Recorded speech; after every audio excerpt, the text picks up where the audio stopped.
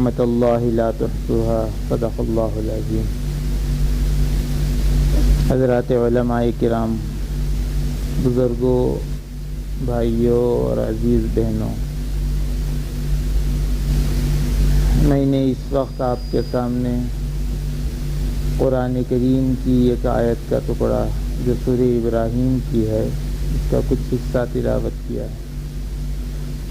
اس آیت کے اس حصے میں اللہ تبارک و تعالی انتہائی اہم چیز انسانوں کو بتا رہے ہیں، انسانوں کی آنکھیں کھول رہے ہیں، یہ بتا رہے ہیں کہ اگر تم اللہ کی نعمتوں کو گننا شمار کرنا چاہو تو گن نہیں سکتے۔ ارے کون کون سی نعمتوں کو گنو گے؟ سر سے پاؤں تک بس نعمتیں ہی نعمتیں، اٹھتے بیٹھتے سوتے جاگتے اللہ کے بے شمار انعامات سمندر کی طرح، بارش کے قطروں کی طرح مسلسل ہم پر رات دن ہو رہے ہیں۔ سب سے بڑی نعمت یہ ہے کہ اللہ تعالیٰ نے ہم کو بغیر سوال کیے ہی ماں کے پیٹ سے ہی ایمان اور اسلام کی دولت عطا فرمائی۔ مسلمانوں کے گھروں میں پیدا ہوئے، اسلام کے سائے میں بڑے ہوئے۔ یہ ایمان کی دولت اتنی بڑی دولت ہے کہ دنیا میں اس کا کوئی بدل نہیں۔ دنیا میں اللہ کے بہت سے نیک بندے ایسے آئے، جب انہوں نے اسلام کا کلمہ پڑھ لیا، سچے دل سے ایمان میں داخل ہو گئے، پھر کسی بھی عبادت کا، کسی بھی فریضے کی ادائیگی کا انہیں کوئی وقت ہی نہیں ملا، نہ نماز، نہ روزہ، نہ حج، نہ زکوٰۃ، نہ جہاد، نہ قربانی، صرف ایک کلمہ پڑھ کر وہ دنیا سے رخصت ہو گئے، اور ادھر اللہ تبارک و تعالیٰ نے انہیں سیدھے جنت میں پہنچا دیا۔ حضور اکرم صلی اللہ علیہ وسلم کے زمانے میں جنگ ہو رہی تھی، بڑی زور کی جنگ چل رہی ہے، جس میں خود حضور اکرم صلی اللہ علیہ وسلم بھی بنفس نفیس شریک۔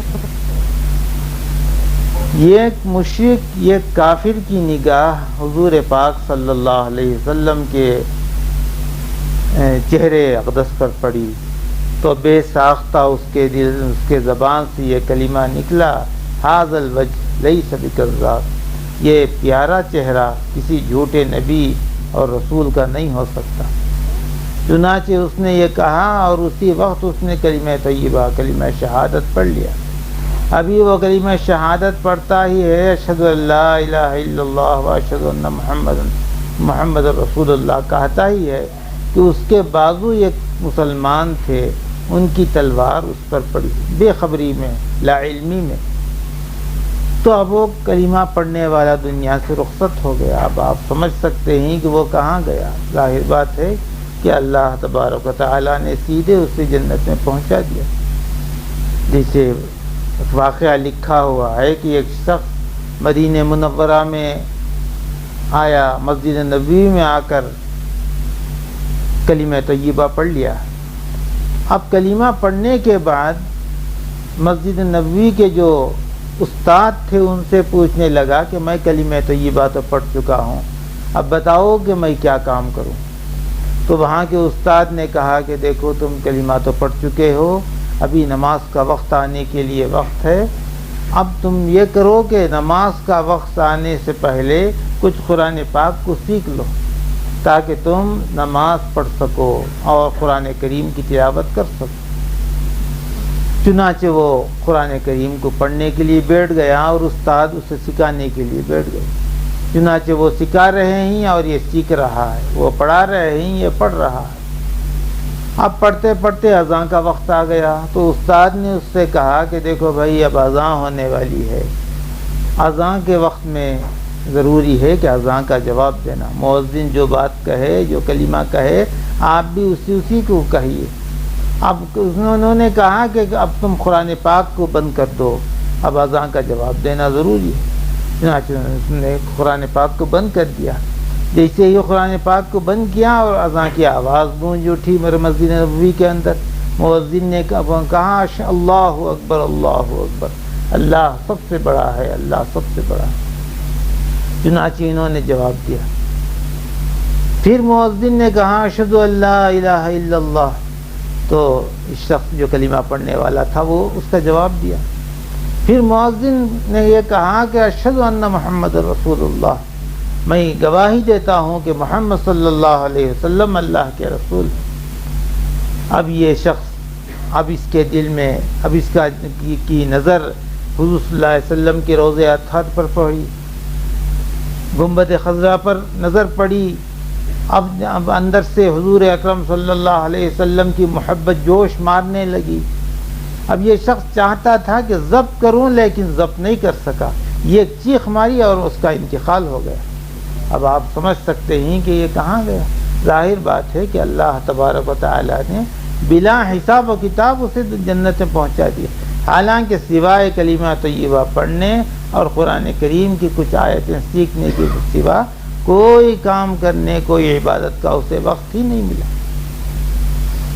اسی طرح روایتوں میں آتا ہے کہ ایک شخص، ایک بدوی جو مدینہ منورہ سے کافی فاصلے پر رہتا تھا، اسے یہ اطلاع ملی کہ حضور پاک صلی اللہ علیہ وسلم مسجد نبوی میں، مدینہ منورہ میں لوگوں کو ایمان اور اسلام کی دعوت دے رہے۔ اب اس کے دل میں یہ خیال ہوا کہ میں بھی جاؤں، مدینہ پاک کو جاؤں اور جا کر ایمان اور اسلام کے بارے میں معلومات حاصل کروں۔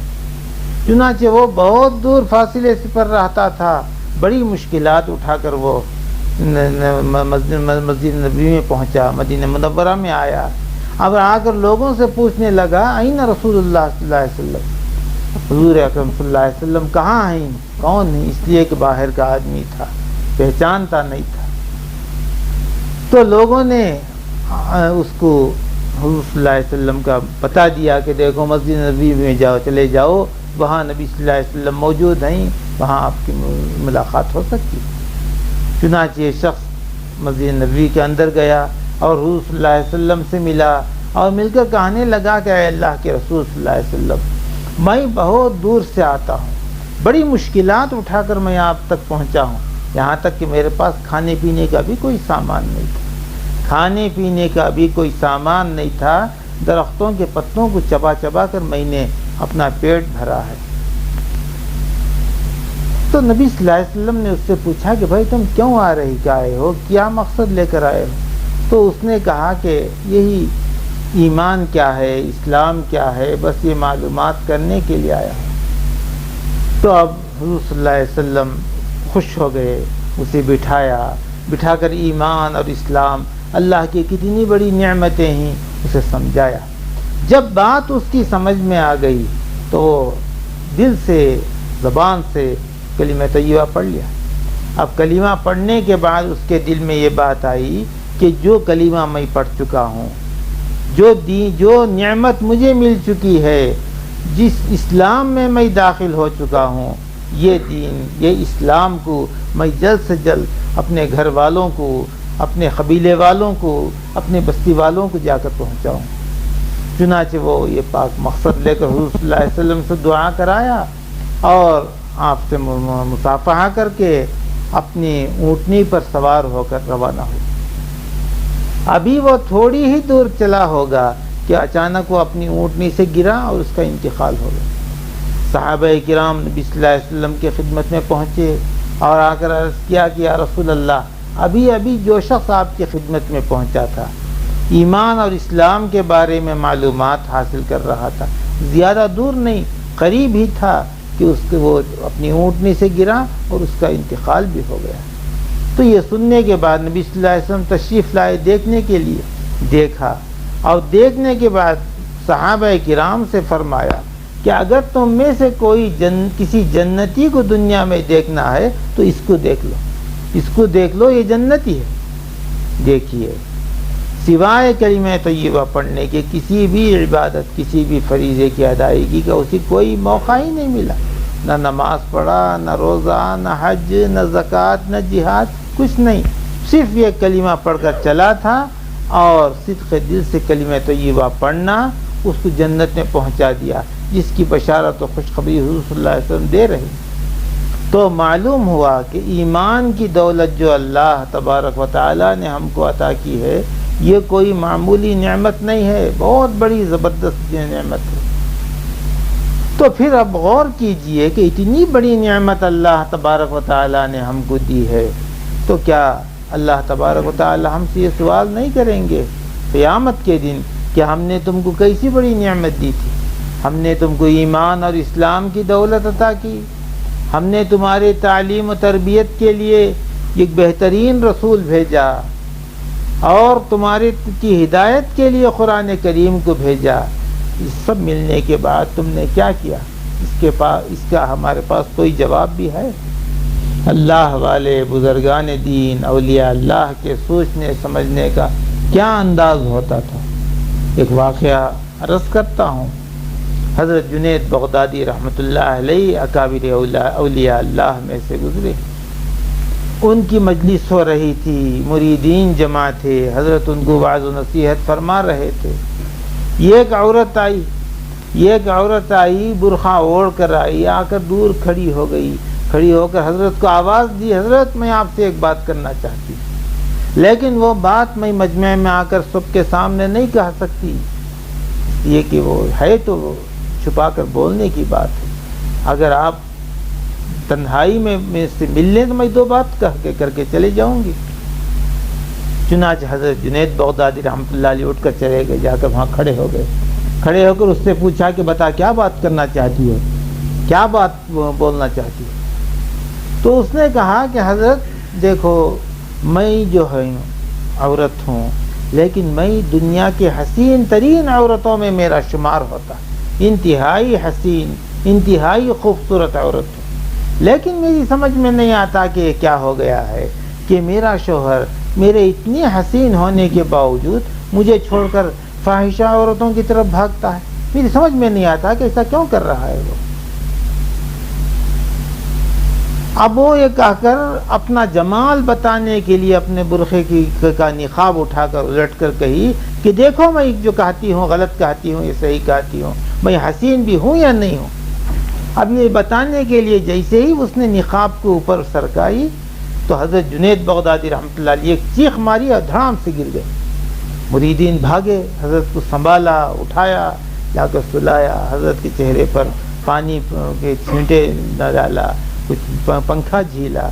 جب حضرت ہوش میں آئے تو پوچھنے لگے مریدین، حضرت کیا معاملہ پیش آیا؟ اس عورت نے کیا کہہ دیا؟ آپ کیا دیکھ لیے؟ اس قدر پریشانی کا سبب کیا ہے؟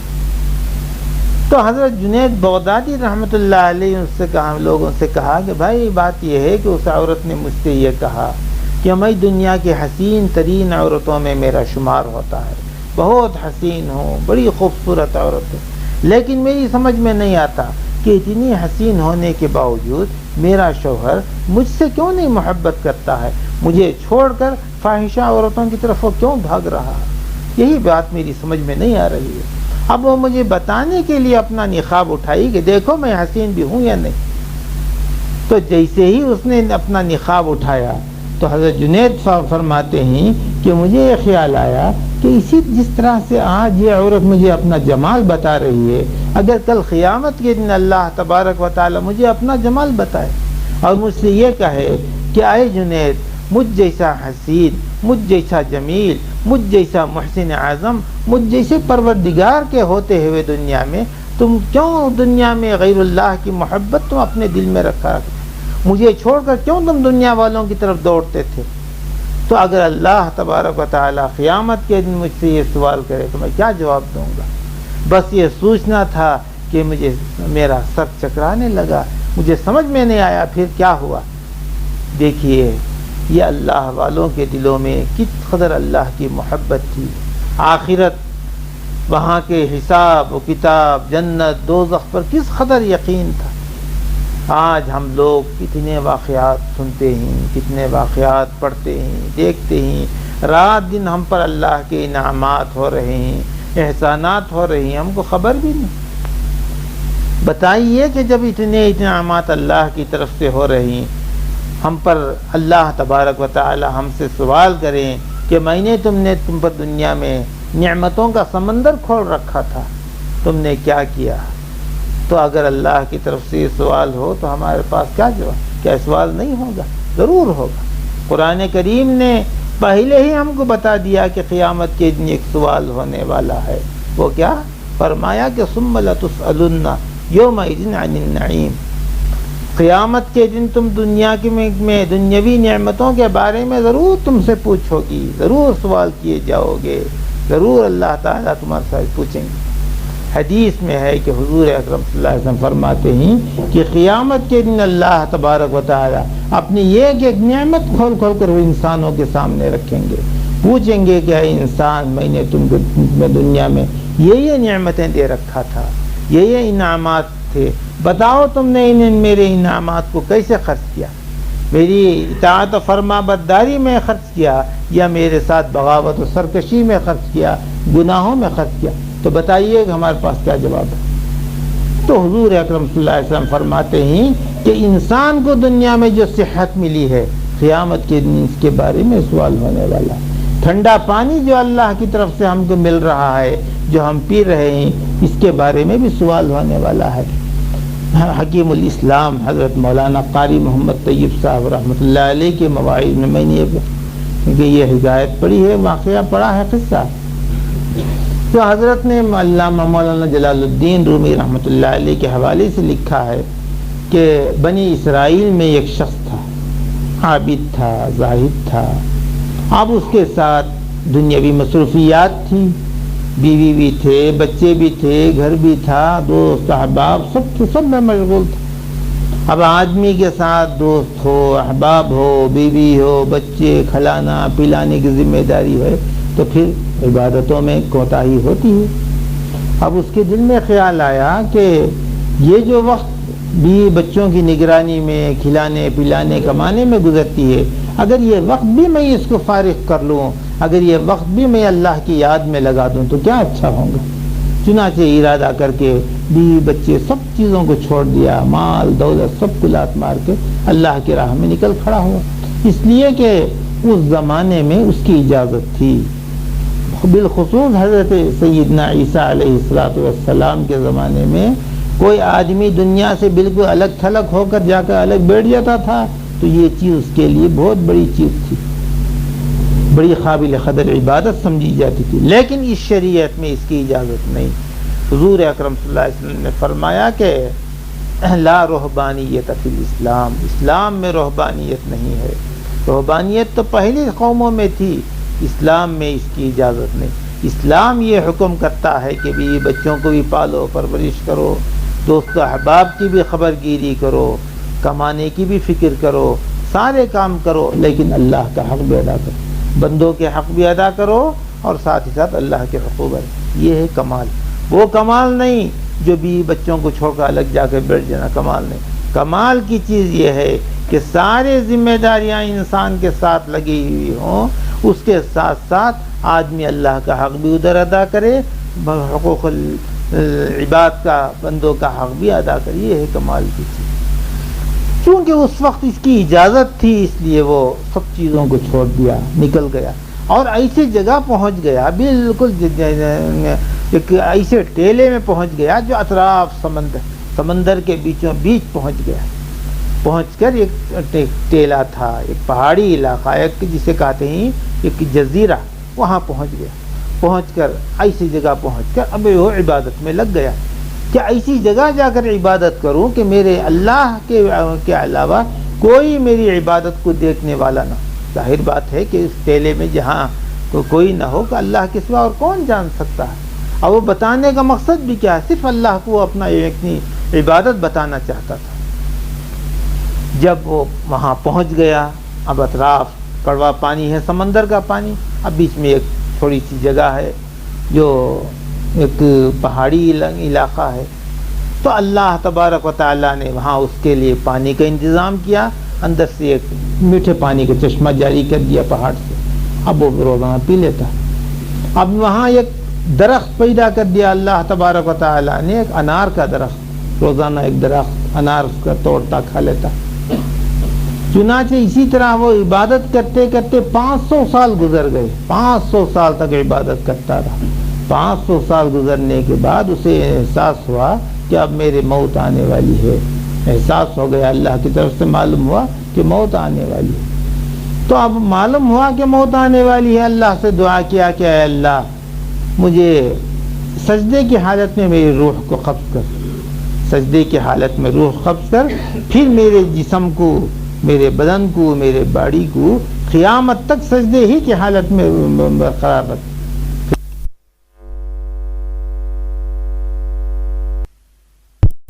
میں سجدے ہی کی حالت میں پڑا رہوں۔ اللہ تبارک و تعالیٰ نے اس کی دعا کو سن لیا، تو سجدے کی حالت میں اس کی روح کو قبض کر دیا۔ حضرت جبریل علیہ السلام نے حضور اکرم صلی اللہ علیہ وسلم سے فرمایا کہ میں وحی لے کر آتا ہوں، جاتا ہوں تو دیکھتا ہوں کہ برابر وہ سجدے ہی کی حالت میں پڑا ہوا، اور اللہ تبارک و تعالیٰ قیامت تک کسی انسان، کسی بھی درندے کی مجال نہیں ہوں گی کہ وہاں پہ جائیں دیکھیں۔ ایسی اس طریقے سے اللہ تعالیٰ اس کی حفاظت کر رہے ہیں۔ چنانچہ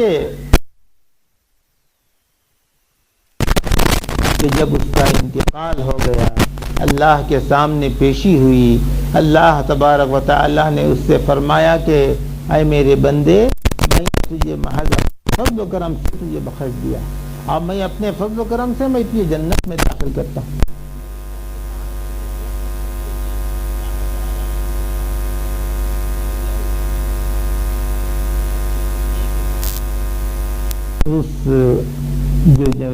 وہ شخص کے دل میں یہ بات آئی کہ اللہ تبارک و تعالیٰ تو یہ فرما رہے ہیں کہ میں مجھے یہ کہہ رہے ہیں کہ میں اپنے فضل و کرم سے بخشتا ہوں۔ اب اس کے دل میں آیا کہ میں تو 500 سال تک عبادت کرتا رہا، بالکل تنہا جا کر بیوی بچے سب کچھ چھوڑ کر میں جا کر 500 سال تک عبادت کرتا رہا، لیکن اللہ تبارک و تعالیٰ یہ فرماتے کہ اس نے عبادت کیا ہے، میں اس کی عبادت کی وجہ سے میں اسے بخش دیا، اس کی درجے کو بلند کرتا ہوں، تو کچھ نہ کچھ تسلی ہوتی، لیکن وہاں تو عبادتوں کا کوئی ذکر نہیں۔ اس لیے کہ اور تو اور حدیث میں حضور اکرم صلی اللہ علیہ وسلم دیکھیے فرماتے ہیں کہ آپ نے فرمایا کہ کوئی آدمی اپنی عمل کی وجہ سے جنت میں نہیں جائے گا۔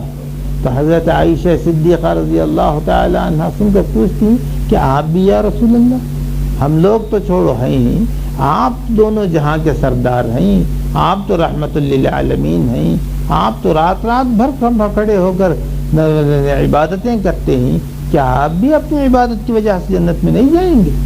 تو آپ نے فرمایا کہ نہیں، میں بھی جنت میں نہیں جا سکتا۔ آپ نے فرمایا الا ان یتغمدنی اللہ برحمت، آپ نے اپنے دست مبارک کو اپنے سر مبارک پر رکھ لیا، فرمایا کہ نہیں، اللہ تبارک و تعالیٰ اگر مجھے اپنے رحمت سے ڈھانک لے تو تبھی میں جاؤں گا، ورنہ میں بھی اپنی عبادتوں کی وجہ سے جنت میں نہیں جائیں۔ جب رحمت للعالمین صلی اللہ علیہ وسلم یہ فرماتے ہیں، دوسروں کو کیا بات کرنا؟ اب چونکہ اس کے دل میں وہ بات آ گئی کہ میں تو 500 سال تک عبادت کرتا رہا، پھر میں نے اللہ سے درخواست کی ہے کہ قیامت تک میرے جسم کو سجدے ہی کی حالت میں اے اللہ رو ایسا کارنامہ میں نے انجام دیا ہے کہ قیامت تک میرے سوا کوئی اس کی کام نہیں کر رہا ہے، لیکن اللہ تبارک و تعالیٰ کیا فرماتے ہیں کہ میں اپنے فضل و کرم سے اسے بخشتا ہوں۔ یہ کیسے؟ اس کے دل میں یہ بات ہے۔ اب اللہ تبارک و تعالیٰ تو علام الغیوب ہے، غیب کی چیزوں کو جانتے ہیں، انسان کے دل میں جو جو چیزیں آتی ہیں اللہ تعالیٰ آنے سے پہلے ہی سے معلوم ہے اللہ کو کس کے دل میں کیا چیز آئیں گی، کون کیا کرے گا۔ تو اب اللہ تبارک و تعالیٰ کو اسے بتانا تھا کہ تیری عبادتوں کی کیا حیثیت ہے، ہمارے انعامات اور احسانات کیسے ہیں۔ تو اللہ تبارک و تعالیٰ نے حکم دیا فرشتوں کو کہ اسے دیکھو، اسے جو یہ کہہ رہا ہے کہ میں نے 500 سال تک عبادت کی، اس کے دل میں بات آ گئی ہے، اب کیونکہ اس کے دل میں آ گئی ہے اسے نکالنا ہے، اسے لے جاؤ دوزخ کے پاس لے جاؤ، دوزخ میں مت ڈالو لیکن صرف دوزخ کے قریب لے جاؤ، اتنے قریب لے جاؤ کہ وہاں سے 500 سال تک اگر کوئی چلے تو تب وہ دوزخ پہنچے، اتنی دوری پر کھڑا کرو، اتنی دوری پر اس کو کھڑا کرو۔ چنانچہ فرشتے لے جا کر اتنی دوری پر کھڑا کیا اس کو کہ اس سے وہاں سے 500 سال کی دوری پر دوزخ نظر آ رہی تھی. تو جیسے ہی اتنی دوری پر وہ کھڑا ہوا تو ایک زوردار ایسی بھاپ آئی دوزخ کی کہ یہ سوکھ کر کانٹا بن گیا. ایک دم اس کا چہرہ بدل گیا. اس کے گویا اس کے جسم میں یوں محسوس ہوا کہ کانٹے چبھ رہے ہیں مجھے. اور اس کا پورا اس کی جیب اس کے زبان سوکھنے لگی, خشک ہو گئی, تڑپ گیا, پانی پانی مانگنے لگا. دیکھا کہ اسی وقت ایک ہاتھ نمودار ہوا. ایک ہاتھ سامنے آیا, اس میں ایک کھٹورا ہے اور اس میں ٹھنڈا پانی. پانی دیکھتے ہی پانی کے لیے پانی پانی کہتا ہوا آگے بڑھا. تو لیکن وہ ہاتھ جو آیا تھا سامنے وہ پیچھے ہٹ گیا. پھر وہ یہاں پانی کو پکڑنے کے لیے اور آگے بڑھا, وہ ہاتھ اور پیچھے ہٹ گیا. پھر آگے اور آگے بڑھا, پھر وہ ہاتھ اور پیچھے ہٹ گیا. اب یہ شخص چلا کر کہنے لگا کہ بھائی مجھے پانی دے دو, میری حالت بری ہو رہی ہے, مجھے ذرا پانی تو پلاؤ. آواز آئی مفت میں پانی نہیں ملے گا. آواز کیا آئی؟ مفت میں پانی نہیں ملے گا. اس نے پوچھا کہ آخر کیا چیز دیے تو پانی ملے گا, کیا چیز لے کر پانی دو گے؟ آواز آئی کہ اگر کسی کے پاس عبادتیں ہو 500 سالہ تو تب یہ چیز ملے گی, ورنہ پانی مفت میں نہیں مل سکتا.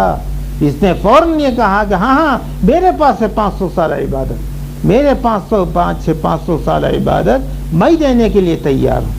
چنانچہ معاملہ طے ہو گیا. اس نے کہا کہ میں 500 سالہ عبادت دیتا ہوں, اور ادھر سے کھٹورا پانی مل گیا. اب لے کر پی لیا. اب پانی پینے کے بعد اللہ تبارک و تعالیٰ نے حکم دیا کہ پھر لاؤ میرے پاس. پھر اسے لے لائے اللہ کے پاس.